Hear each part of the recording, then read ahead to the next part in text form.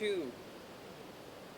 Hi, I'm Michael, and in this session we're going to talk about how to try to combat laziness. Now, laziness is hard because once you get in that state of feeling lazy and being lazy and just relaxing, it's so comfortable just to relax and just sit around and do nothing. But realize it's like momentum. If you're sitting, it's easy to stay sitting. Once you get moving and doing things, it's easier to continue to do things. And another thing is, it's exciting to learn and do new things and to create new things for yourself. And the danger of being lazy for too long is if you're lazy for too long, everything changes in life over time. You can miss out on opportunities, you can wreck relationships, you can have things that you could have achieved pass you by. The social and economic power you may want to achieve could be lost. You could end up poor. You can have different things happen because of being laziness. But if you learn tools and strategy of how not to be lazy, you can carry these skills and abilities and energy over into the workplace or into your career, which helps you make more money and achieve more power and status. You can also use being less lazy to help you build better relationships and work at more relationships because you're not lazy in a relationship. You're being proactive to make it better. And you can improve your overall life by taking it one step at a time, but doing small steps towards becoming less lazy over time. So, for example, for me, it's easy for me to sit around and eat a cheeseburger and fries and watch TV and movies. I love movies. I could go watch movies at the movie theater all day. But I learned that sitting around all day had me just too stagnant. And so I had to find strategies to kind of get up and go.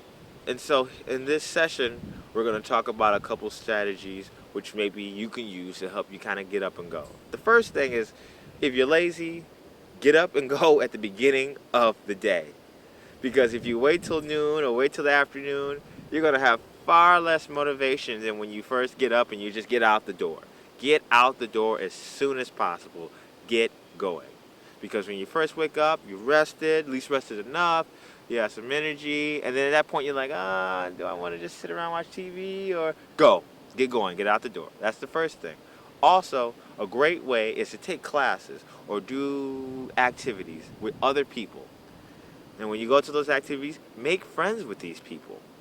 For example, if you play a sport, make friends with people with that sport. Do it at the beginning of the day if you can before work. What this does is A, it helps you speed up your metabolism throughout the rest of your day by working out early. B, you make friends, and so when you don't show up, they say, hey, where have you been? Where are you, Mike? We missed you. So that gives you motivation to constantly be there for the companionship and the camaraderie of being with other people. Using the leverage of being with other people is one of the biggest leverages you can use not to be lazy. If you want to, let's say, do other activities, schedule it after that activity that's fun with the other people because now you got momentum. You're already up and going. And yeah, I had fun with my friends. We played racquetball and it was fun. Now let me go get into my day. Schedule it in, maybe 60 minutes to 90 minutes per day. And it's better to do it at the beginning of the day than at the end of the day because depending on if you're like the most common person, you have work and work can be stressful. And after work, you don't feel like getting going to this thing or that thing. Or you may be so stressful you have headaches and you just need to go home. Or you're just so hungry, you know? So do it at the beginning of the day. That's a big way. Another thing to do is to start to challenge yourself and challenge your friends. Come up with activities and make a challenge saying, hey, I bet I can do this better than you. Or on Friday, I'm going rock climbing. And whoever wins buys lunch or does, be competitive. Use abilities to be competitive to use that to get you to be active. Or if you have coworkers and you have a project you're working on and you have a certain segment, maybe put a competition together and say, hey, you know, I bet you that if I get this done before you, I'll buy lunch or things of that nature. But use competitiveness or being playfully competitive to get yourself motivated using working with different people. Also, foods you eat make a big difference. Foods you eat. If you want to be motivated, please, please try not to eat huge meals before having to do activities because you'll be tired and you'll have to push through the day.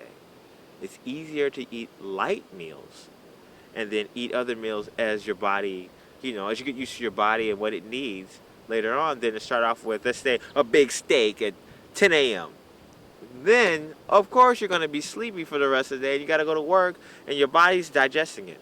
Why not a salad or some fruit or a combination of sorts? Another thing a lot of people do is they go too long before they eat.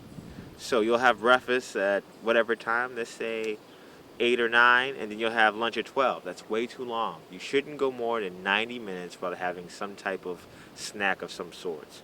Whole grain bars and foods of that nature are nice because from an energy standpoint, they break down more over time. So instead of getting just big energy bursts, you get energy that's sustainable over time.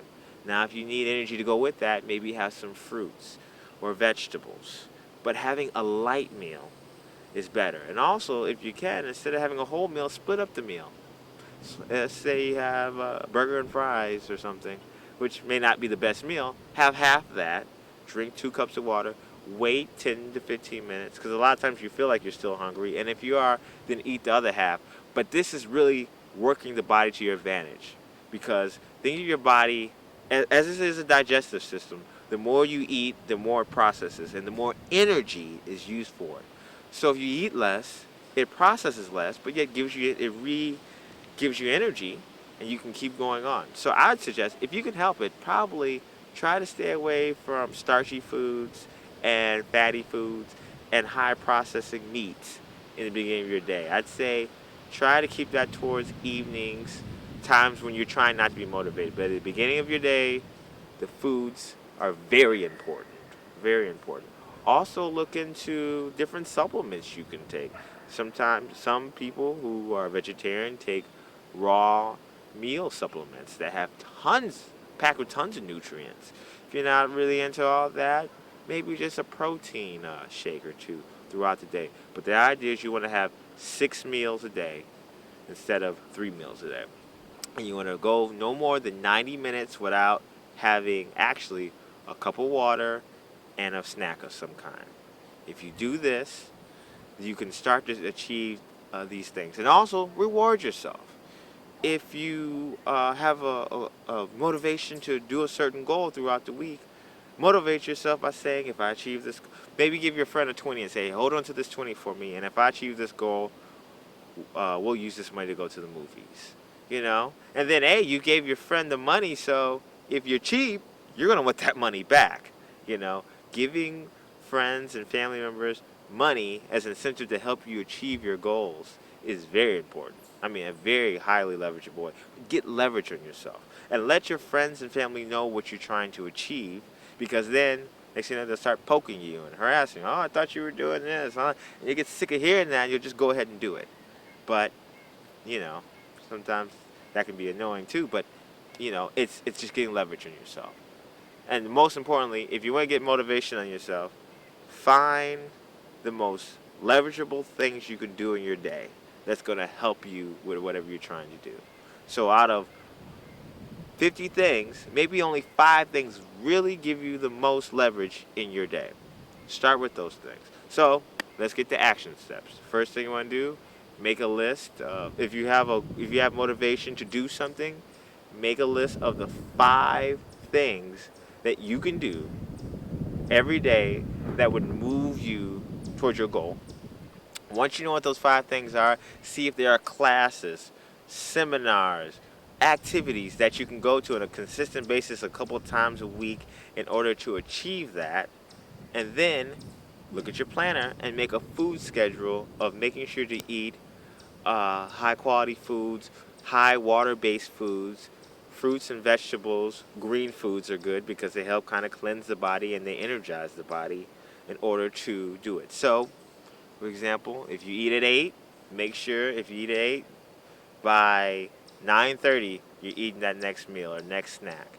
And so by doing these things, you can start to motivate yourself and realize that motivating yourself is not just one act. It's an interconnected act. It's doing multiple things that come together over time that equal a result. You want to get in shape, some people say, oh, just run. But if you run, you weight lift a little bit, you eat the right foods, you eat protein, you get around the right people, you get the right rest, you get better results. So think like that. Do as many multiple things as possible towards that goal. Remember the 5 things you can start off with. And go out and do it in passion, sing, dance, enjoy your day, and realize you only have one life to live. So do it with passion and make these changes now.